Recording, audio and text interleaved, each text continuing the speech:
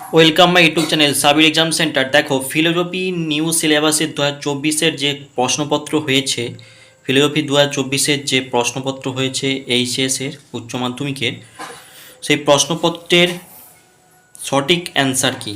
ঠিক আছে, এই পরীক্ষাটি অনুষ্ঠিত হয়েছে 23শে ফেব্রুয়ারি 2024। তোমরা অবশ্যই ভিডিওটি শেষ পর্যন্ত দেখো, সমস্ত প্রশ্নের উত্তর তোমরা পেয়ে যাবে। এখানে প্রথম প্রশ্ন সঠিক অ্যান্সার হবে অপশান এ। এমসিকিউর প্রথম প্রশ্নের সঠিক অ্যান্সার হবে অপশান এ। পরবর্তী 2-এর দাগের সঠিক অ্যান্সার হবে অপশান এ।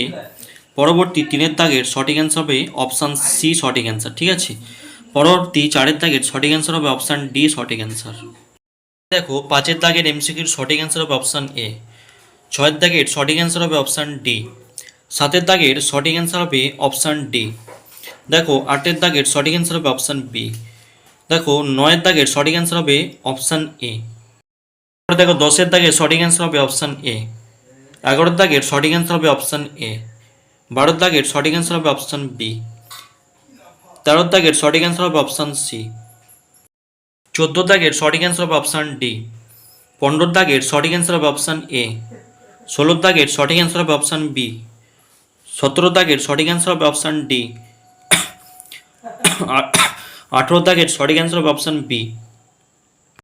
19-এর দাগের সঠিক অ্যান্সার হবে অপশান সি। 20-এর দাগের সঠিক অ্যান্সার হবে অপশান বি। 21-এর দাগের সঠিক অ্যান্সার হবে অপশান বি।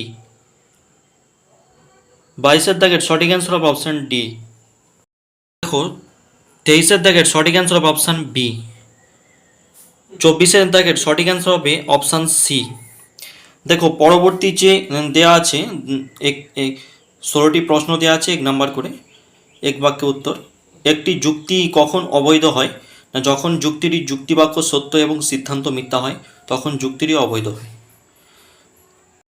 দেখো, 2-এর দাগের যদি ও বচন সত্য হয়, তাহলে তার বিরোধী বচনের সত্য মূল্য কী হবে? উত্তর হবে মিথ্যা।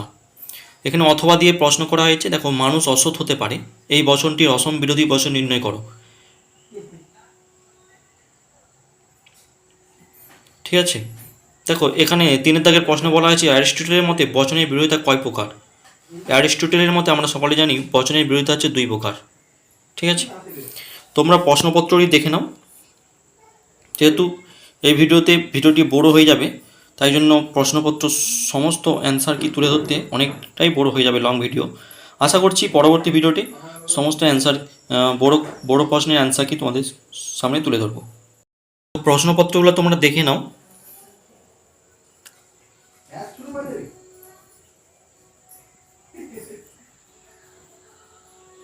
আশা করছি প্রশ্নপত্র খুব সহজ হয়েছে। তোমরা আমাদের চ্যানেলটি সাবস্ক্রাইব করে রাখো, কারণ উচ্চ মাধ্যমিক থেকে শুরু করে মাধ্যমিক বিভিন্ন ক্লাসের এবং বিভিন্ন সরকারি চাকরি পরীক্ষার জন্য প্রিপারেশান করিয়ে থাকি এই ইউটিউব চ্যানেলের মাধ্যম দিয়ে। তোমরা অবশ্যই চ্যানেলটি সাবস্ক্রাইব করে রাখো। ঠিক আছে, আর ভিডিওটি তোমরা লাইক করবে। তোমরা একে একে প্রশ্নপত্রগুলো দেখে নাও।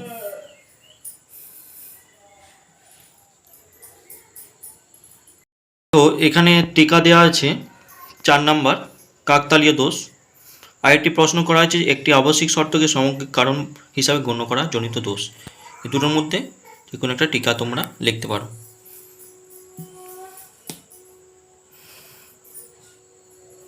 ভিডিওটি লাইক করো। All the best, take care, সব ভালো থাকবেন, সুস্থ থাকবেন।